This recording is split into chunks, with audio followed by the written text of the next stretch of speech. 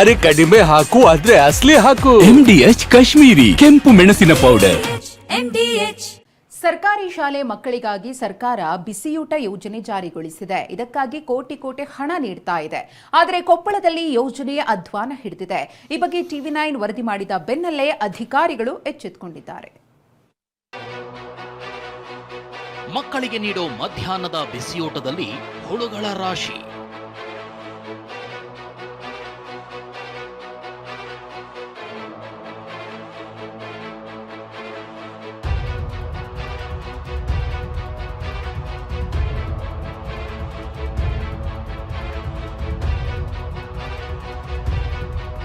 ಕೊಪ್ಪಳದಲ್ಲಿ ಬಿಸಿಯೂಟ ಯೋಜನೆ ಅಕ್ಷರಶಃ ಹಳ್ಳ ಹಿಡಿದಿದೆ.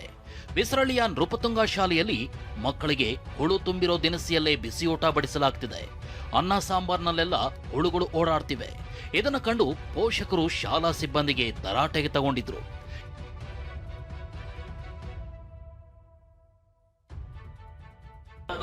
ಇದು ಹೇಳೋದು ಕೇಳಿ ಸರ, ನೀವ್ ಹೇಳೋದು ಅವ್ರ ಮೇಲೆ, ಅವ್ರು ಹೇಳೋದು ನಿಮ್ ಮೇಲೆ, ಎಲ್ಲಾ ಶಿಕ್ಷಕರ ಮೇಲೆ ಅವ್ರಿಗೆ ಇವ್ರಿಗೆ ಹೇಳಿಕೆಂತ ಹೋದ್ರ ಮಕ್ಕಳ ಪರಿಸ್ಥಿತಿ ಎಲ್ಲಿ ಹೋಗುತ್ತೆ ವಿಚಾರ ಮಾಡಿ. ಇನ್ನು ಹೊಸಲಿಂಗಾಪುರ ಸರ್ಕಾರಿ ಶಾಲೆಯಲ್ಲೂ ಇದೇ ರೀತಿ ಹುಳುಯುಕ್ತ ಊಟವನ್ನ ಬಡಿಸಲಾಗಿದೆ. ಅದರಲ್ಲೂ ಪುಟ್ಟ ವಿದ್ಯಾರ್ಥಿ ಕೈತುಂಬಾ ಹುಳುಗಳು ಓಡಾಡ್ತಿರೋ ವಿಡಿಯೋ ಸೋಷಿಯಲ್ ಮೀಡಿಯಾದಲ್ಲಿ ವೈರಲ್ ಆಗಿತ್ತು. 3 ತಿಂಗಳಿಂದ ರೇಷನ್ ಸರಬರಾಜಾಗಿಲ್ಲ. ದಿನಸಿ ಸ್ಟಾಕ್ ಇದ್ದ ಕಡೆ ಹುಳು ಪತ್ತೆಯಾಗ್ತಿವೆ ಎನ್ನಲಾಗ್ತಿದೆ. ಇನ್ನು ಜಿಲ್ಲಾಡಳಿತದ ಗಮನಕ್ಕೆ ಈ ವಿಷಯ ಬಂದಿದ್ದು ಶಾಲೆಯ ಮುಖ್ಯ ಶಿಕ್ಷಕರಿಗೆ ನೋಟಿಸ್ ನೀಡಲಾಗಿದೆ. ನಾವು ಇಲ್ಲಿ ಹೋಗ್ತಾ ಇದ್ದೀವಿ, ನಾವು ಚೆಕ್ ಮಾಡ್ತಾ ಇದ್ದೀವಿ. ಇನ್ನೂ ಜಾಸ್ತಿ ನಾವು ವಿಸಿಟ್ಸ್ ಇಲ್ಲ. ನಮ್ಮ ಜಿಲ್ಲಾ ಮಟ್ಟದ ಅಧಿಕಾರಿಗಳಿಗೆ, BOs, ಎಜುಕೇಷನ್ ಡಿಪಾರ್ಟ್ಮೆಂಟ್, ಅಕ್ಷರದಾಸರು ಎಲ್ಲರಿಗೂ ಕೆಲವು ಶಾಲೆಗೆ ರ್ಯಾಂಡಮ್ ಆಗಿ ವಿಸಿಟ್ ಮಾಡಿ ಎಸ್ಪೆಷಲ್ ಆಗಿ ಇದನ್ನು ಬೆಳೆ ತೂರ್ ದಾಲ್ ಅದನ್ನು ನಾವು ಚೆಕ್ ಮಾಡೋದಕ್ಕೆ ಇನ್ಸ್ಟ್ರಕ್ಷನ್ಸ್ ಕೊಡ್ತೀವಿ. TV9 ವರದಿ ಬೆನ್ನಲ್ಲೇ ಎಚ್ಚೆತ್ತುಕೊಂಡ ಜಿಲ್ಲಾಡಳಿತ. ಇನ್ನು ಈ ಬಗ್ಗೆ TV9 ವರದಿ ಬಿತ್ತರಿಸಿದ ಬೆನ್ನಲ್ಲೇ ಎಚ್ಚೆತ್ತುಕೊಂಡ ಜಿಲ್ಲಾಡಳಿತ ಪ್ರಕರಣವನ್ನ ಗಂಭೀರವಾಗಿ ಪರಿಗಣಿಸಿದೆ. DC ಸುರೇಶ್ ಇಟ್ನಾಳ್, CEO ವರ್ಣಿತ್ ನೇಗಿ, ಅಕ್ಷರದಾಸೋಹ ಅಧಿಕಾರಿ ಅನಿತಾ ಆಹಾರ ಸರಬರಾಜು ದಾಸ್ತಾನುಗಳ ಪರಿಶೀಲನೆ ಮಾಡಿದ್ರು.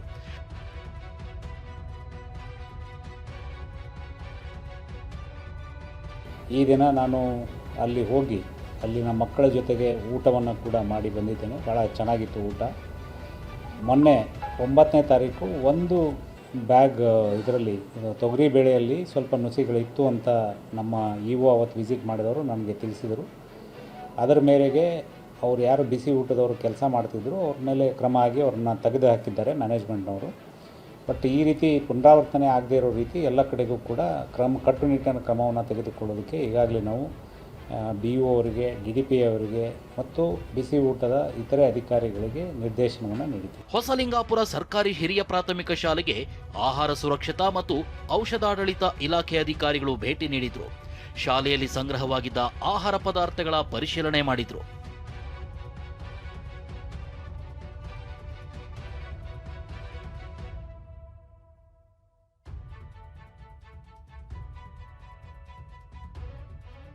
ನಾವು ಮೊದಲು ಅಲ್ಲಿ ಗೋಡೌನಲ್ಲಿ ಈಗಾಗಲೇ ನಾವು ಸ್ಯಾಂಪಲ್ ಕಲೆಕ್ಟ್ ಮಾಡ್ಕೊಂಡಿವಿ. ಯಾಕಂದರೆ ಗೋಡೌನ್ದಿಂದನೇ ಇಲ್ಲಿ ಸಪ್ಲೈ ಆಗೋದು. ಅಲ್ಲಿ ನಮಗೆ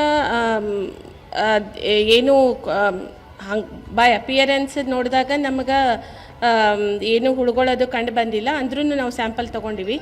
ಇಲ್ಲಿ ಬಂದು ನೋಡಿದಾಗ ಅವರು ಸ್ಟೋರ್ ಮಾಡೋದು ಯಾವ ಥರ ಮಾಡಬೇಕು ಅನ್ನೋದು ಸ್ವಲ್ಪ ಅವ್ರಿಗೆ ತಿಳುವಳಿಕೆ ಇಲ್ಲ ಅನಿಸುತ್ತೆ. ಸೊ ಸ್ಟೋರ್ ಮಾಡೋದು ಅವರು ಇಂಪ್ರೂವ್ಮೆಂಟ್ ಆಗಬೇಕು. ನಾವು ಅವರಿಗೆ ಟ್ರೈನಿಂಗ್ ಮಾಡಲಿಕ್ಕೆ ಲೆಟ್ರ್ ಕೊಟ್ಟರು ಅವರು ನಮ್ಮಲ್ಲಿ ಟ್ರೈನಿಂಗ್ ತೊಗೊಂಡಿಲ್ಲ. ನಾವು ಆದಷ್ಟು ಮತ್ತೇನ ಅವರಿಗೆ ಕರೆದು ಎಲ್ಲನೂ ತಿಳುವಳಿಕೆ ಕೊಡ್ತೀವಿ. ಬಿಸಿಯೂಟಕ್ಕೆ ಬಳಸುವ ತೊಗರಿ ಬೇಳೆಯಲ್ಲಿ ಹುಳ ಪತ್ತೆ. ಬಿಸಿಯೂಟ ಮಾತ್ರವಲ್ಲ, ಬಿಸಿಯೂಟಕ್ಕೆ ಬಳಸೋ ತೊಗರಿ ಬೇಳೆಯಲ್ಲಿ ಹುಳು ಪತ್ತೆಯಾಗಿದೆ. 3 ತಿಂಗಳಿಂದ ಸಂಗ್ರಹಿಸಿಟ್ಟಿದ್ದ ತೊಗರಿ ಬೇಳೆ ಹಾಳಾಗಿದೆ. ಶಿಕ್ಷಕರು, ಸಿಬ್ಬಂದಿ ಬೋರಿಕ್ ಆಸಿಡ್ ಹಾಕಿ ಬೇಳೆ ಸಂರಕ್ಷಿಸಲು ಯತ್ನಿಸುತ್ತಿದ್ದಾರೆ.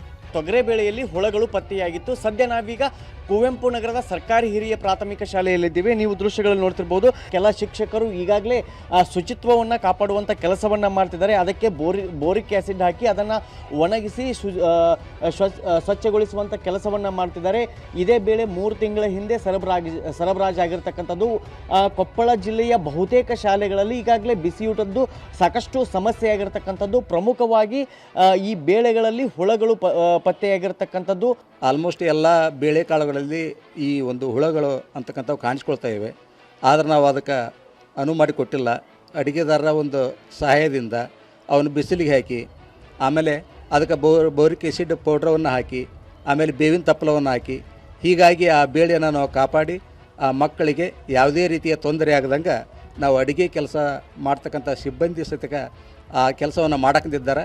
TV9 ವರದಿಯಿಂದ ಅಧಿಕಾರಿಗಳು ಎಚ್ಚೆತ್ತಿದ್ದು ಪರಿಶೀಲನೆಗೆ ಮುಂದಾಗಿದ್ದಾರೆ.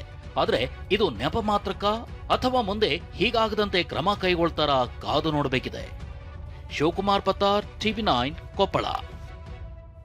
MDH ನ ಕಿಚನ್ ಅಲ್ಲಿದ್ರೆ ನಾವು ಎಲ್ಲವನ್ನು ಮಾಡಬಹುದು. ಬೆಂಗನ್ ಕಾ ಭರ್ತಾ, ಆಲೂ ಗೋಬಿ, ಭಿಂಡಿ ಮಸಾಲಾ, ಇನ್ನೂ ಬಹಳಷ್ಟು.